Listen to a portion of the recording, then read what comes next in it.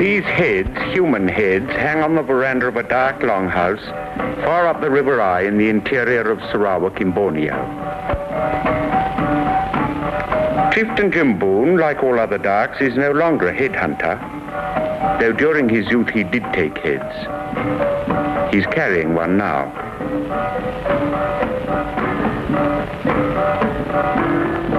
Heads like this, taken in the past, still have meaning for the modern darks. They're an echo of their history and part of their beliefs today. The bundle in front of his belt contains his magic charms, a boar's tusk, sacred stones, and other objects of pagan magic. He straps on his sword. His hands are tattooed. Only a man who had taken heads was in the old days allowed that privilege. He's making an individual, a personal offering to one of the heads he took himself. It's an offering to the past beliefs of the darks, beliefs that are changing.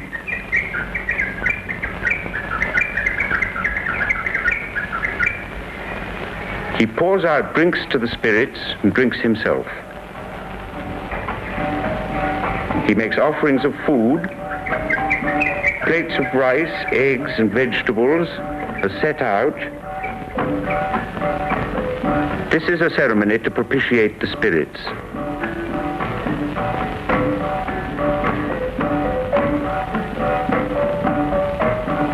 The spirits are generally thought of as living in the sky. They're symbols of birds: the hawk, the hornbill, the woodpecker.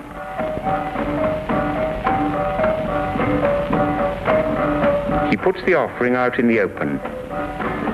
He covers it with a cloth so that it can't be seen from below, but can be seen by the birds of omen in the sky above.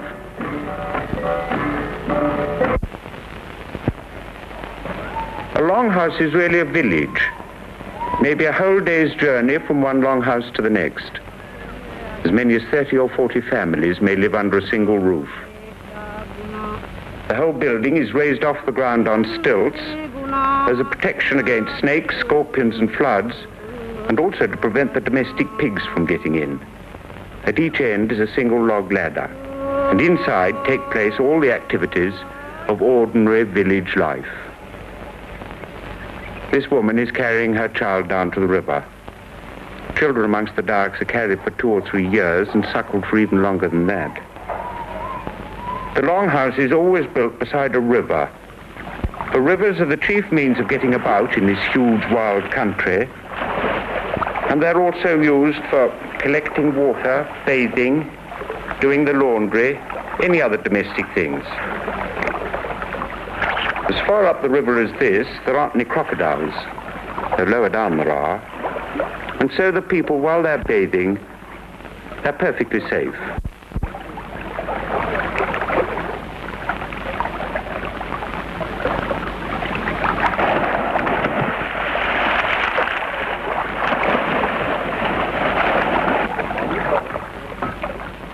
Felling the jungle is the first stage in producing the annual crop of rice. For nothing is more important in dark life than rice. Each stage, felling the jungle, sowing the seed, and reaping the harvest, is celebrated with a religious festival. This work of clearing is done commonly. All the men of the longhouse join in.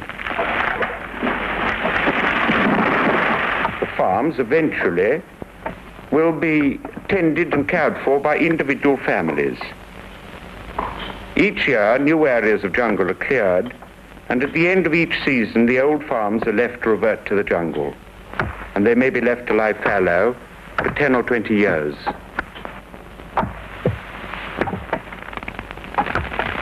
After cutting comes the burning of the felled trees. In a country as wet as Borneo, it's difficult to get the timber and scrub dry enough to set it alight. It obviously depends on a spell of dry weather, which is largely a matter of luck. Or, as the darks prefer to think of it, of having the spirits on their side. The whole success of a crop depends on having a good burn.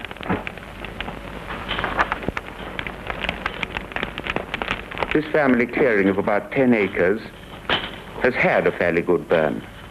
so that at once the planting can begin. Again, it's a communal effort, and the whole longhouse joins in. The men walk in front, driving their long poles into the ground. It's called dibbling. They're making holes for the rice grains.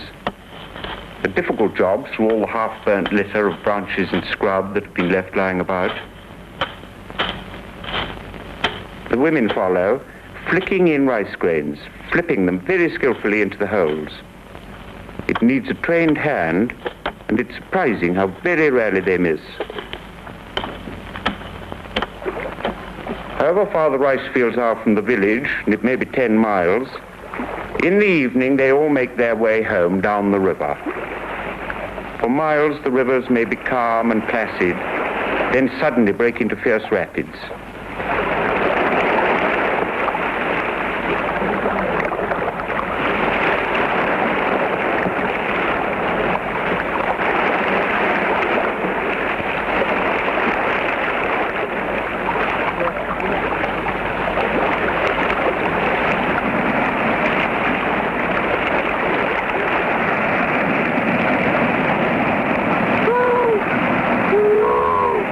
The Darks are very excitable people. Here's a man dancing in the boat out of sheer exuberance. Often they leap overboard into really dangerous water for no apparent reason.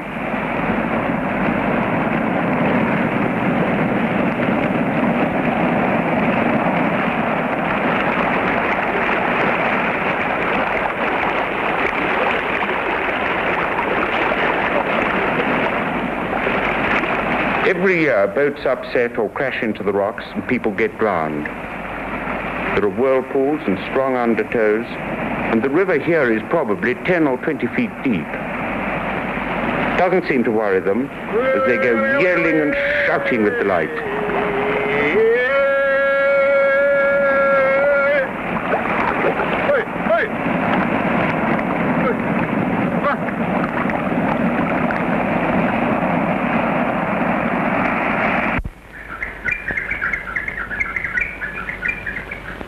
Back in the longhouse, the old women spend much of their time setting out the rice to dry on the wide veranda that's specially constructed for the purpose.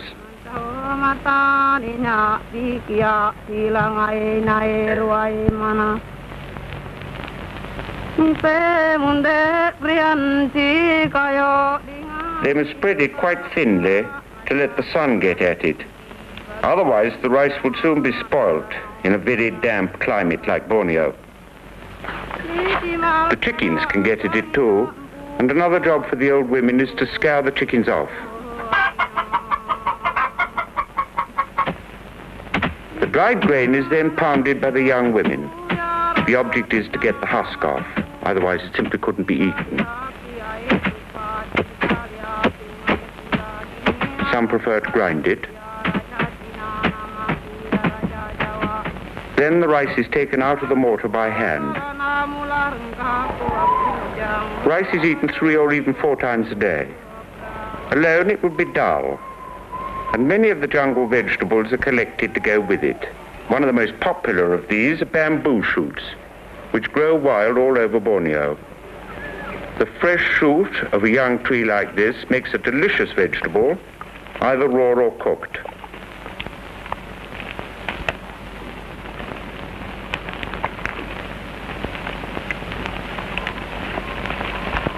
The outside skin has to be trimmed off, and the heart tastes rather like asparagus.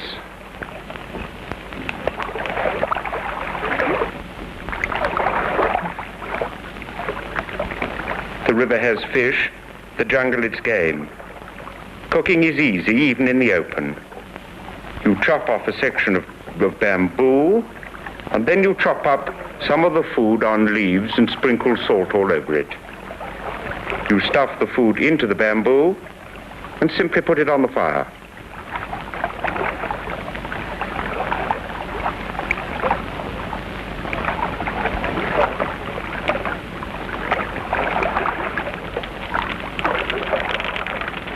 The green bamboo doesn't burn, but the food gets nicely cooked.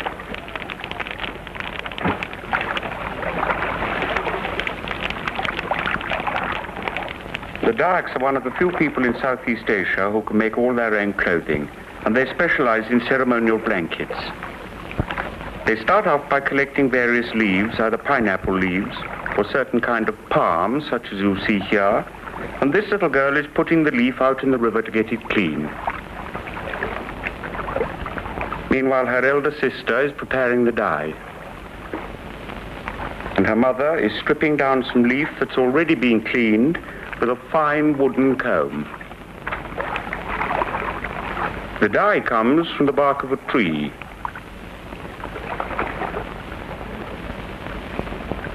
The soft part of the leaf is being combed out, leaving just the strong threads behind. The dye must be mixed carefully. Most of the women can weave, although it's a highly skilled job. And here's one beginning to get a pattern going before she puts it onto the big loom.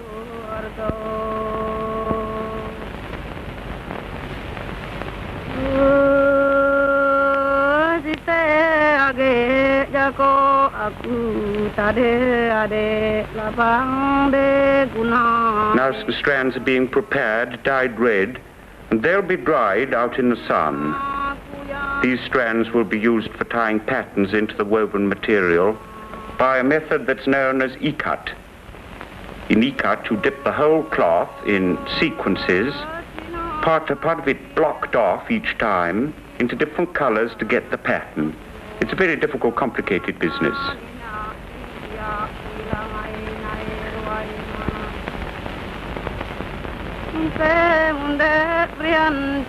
The weaver puts over her back a kind of halter, which enables her to pull the whole loom tight while she goes on working with her hands, throwing the shuttle from left to right.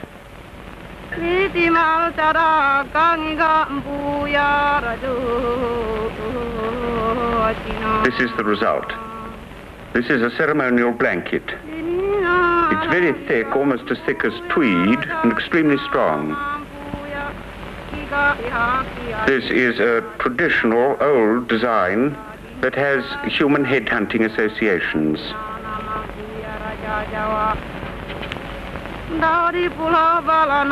Nowadays, as you can see, new designs are creeping in. Someone seems to have seen a picture of the trooping of the color. Aeroplanes, too, are becoming symbols to replace the hawk and the hornbill as all-seeing eyes.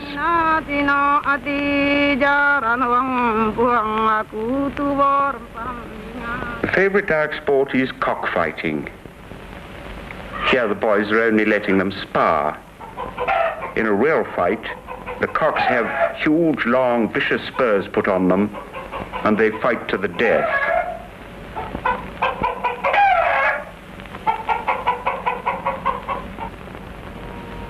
Being masculine and beautiful is very important amongst the Dayaks, especially the men. They're extremely vain, and I suppose they have more time to spare in beautifying themselves than the women. They do their hair in very elaborate, complicated styles, sometimes that take hours to complete. The whole body is decorated with all kinds of tattooed patterns. It may take a man as much as 10 or 15 years to get the whole set complete. The patterns are put on with a stencil cut out of dried leaf. Ink is made from soot and pounded leaf, and then smeared over the stencil. It's pushed down onto the arm so that the pattern comes out on the flesh. This is quite difficult when the arm is round and the stencil is flat.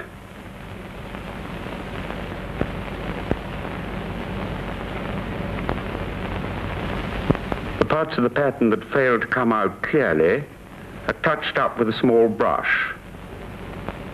The stuff he's putting on is mainly soot, which has to be banged and tapped through the skin exactly along the line of the design.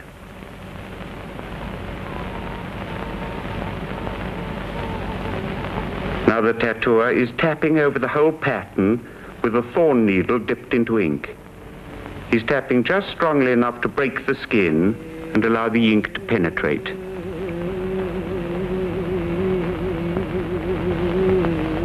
The position of tattooing on the body has its own significance. Having your throat tattooed is one of the earliest marks of dark manhood. This can be really very painful.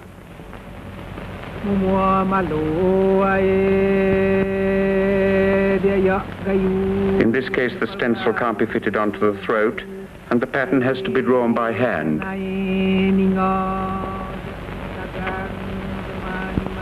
Karuang mangandae ningajaku udun mangandae karuang baradu ikalalo besai ya Allah besangiati di bujang sigat bejang kapadat biliak nga besai talu pulai kasadau kaya baru There are literally dozens of old traditional designs a Dayak man can choose from. Although it may not look like it, they're all derived from animals or plants. Often designs like this one will tell a story of a journey into the interior, or a successful adventure, or a year's work in some other part of Borneo. The whole longhouse turns out when there's a trial or a dispute. Here's a man who can't settle his argument. It immediately becomes a matter for everybody in the longhouse. Everybody's entitled to have their say, join in the argument. This is the other contestant in the case. It's more than a trial by jury, it's trial by the whole community. These discussions can go on for hours and hours, but they do usually reach a decision in the end. If a man has broken the customary law, then he's fined. Or if a man, as here, is having a dispute about who owns a piece of jungle, then usually there's agreement in the end.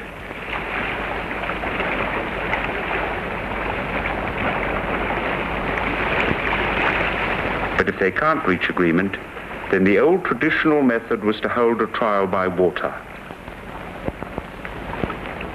Here's one of the contestants being prepared by the chief to see how long he can stay underwater, and here's the other. For them, it's a serious matter. So each man has got to have an elder, an expert person looking after him to see that he doesn't drown himself. Whoever stays underwater longest is believed to be in the right. He wins the case. They start the test. He's hanging onto the stick for dear life.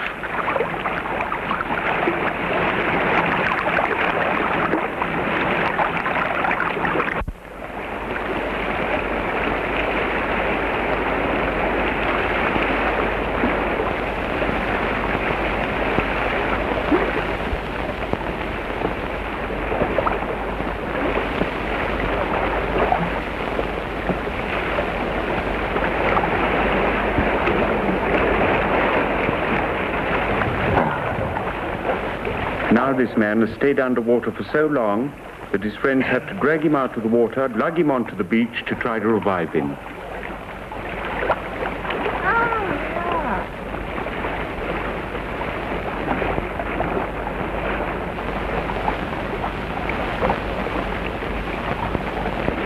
And the other fellow? He's all right, he's the winner. He's proved his case.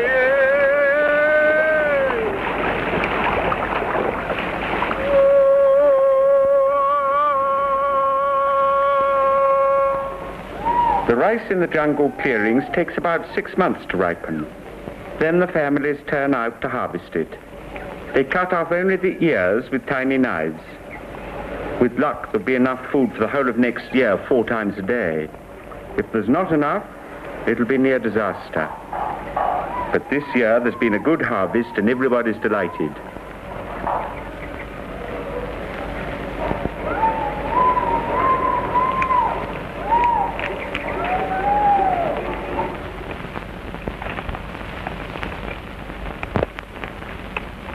The rice is carried in these big baskets, which carry about 80 pounds, to be stored in rice huts and taken out when it's needed in the longhouse. The entrance to the rice hut is guarded by a scarecrow, just as much to keep away the evil spirits as to keep away rats and birds. The rice harvest is followed by a great festival and religious ceremony. This year, the sacred hornbill has been made part of the ceremony because the chieftain had a dream ordering him to do so. The hornbill is hoisted to the top of a high post. In the old days, this was only done to welcome returning headhunters. To the Darks, the hornbill represents strength and power. It's the biggest and loudest bird in the jungle. They regard it as their own ancestor, Burong Kenyalang, who started the Dark race about 28 generations ago. The aeroplane is beginning to replace the Kenyalang as a symbol of power. This is an occasion when everybody gets dressed up. This little girl has found my film pack has another use.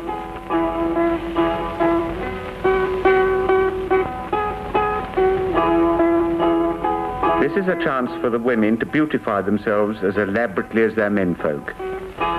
Strings of silver dollars are hung round this girl's waist. This lovely headdress is supported by a cane interior frame hung all around with red, black, yellow and orange beads.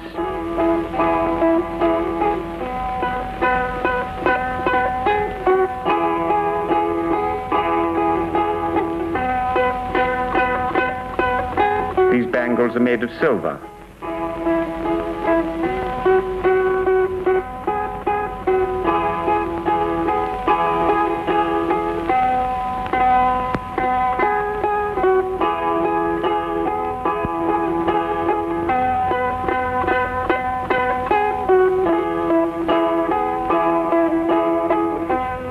All the ornaments are treasured possessions carefully preserved for these feast days.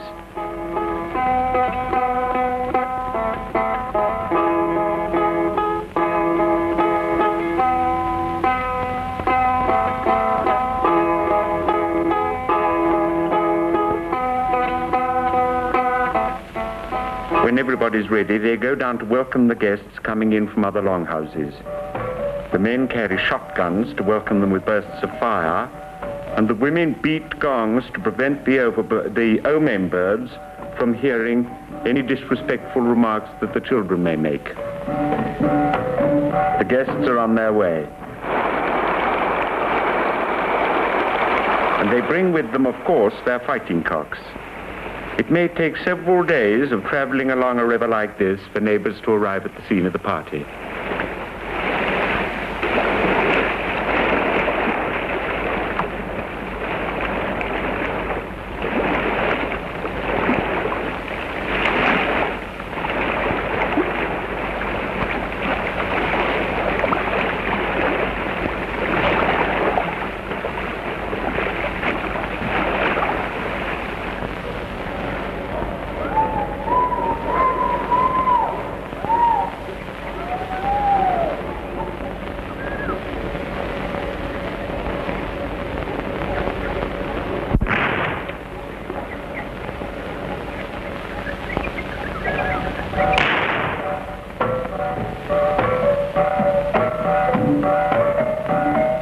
Beating gongs are warding off the evil spirits. The celebrations begin with the elders moving slowly round the longhouse veranda. They chant supplications to the spirits of the great hornbill and the sacred paddy.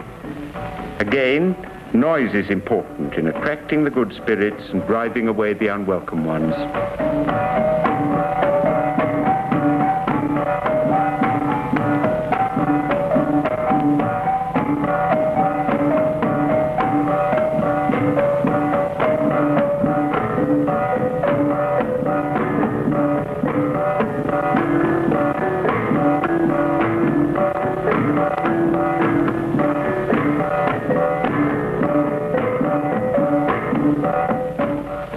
Drinking is always part of these kind of ceremonies. First of all, they pour spirits to the other kind of spirits, and then every guest is given a drink. All dark ceremonies are liable eventually to develop into very heavy drinking parties.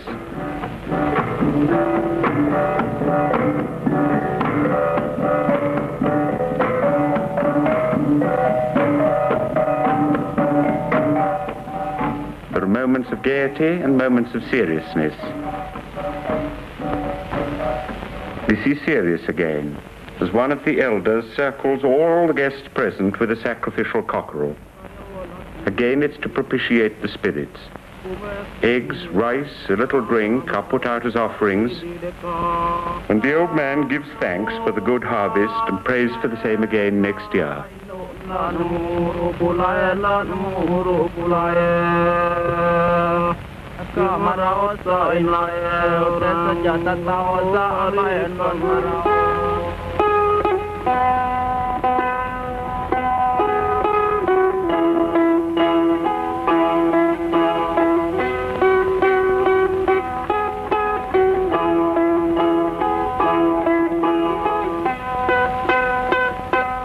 Dancing plays an important part in every festival of this kind, and the idea behind it is still headhunting. And this man is going through the formal motions of fighting with a sword.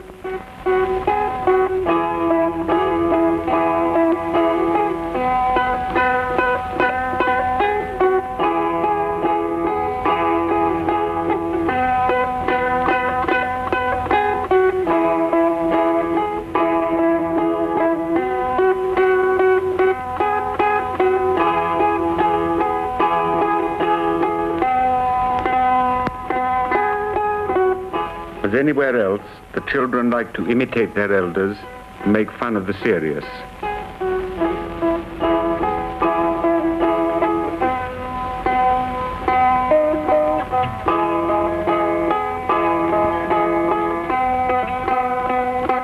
The children are left very much to themselves. They spend most of their time playing about, and when they do this, they do it with tremendous vigor.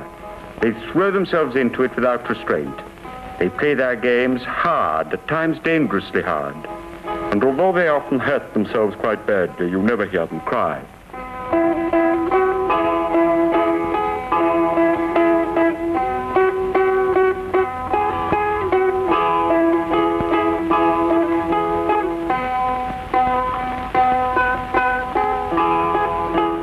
It's the same in the river. They don't just swim or float. They hurl themselves about as though they were really enjoying it. I think that the old ex-headhunter Gibbsona would approve of this. The boys are learning to be tough, brave Dayaks.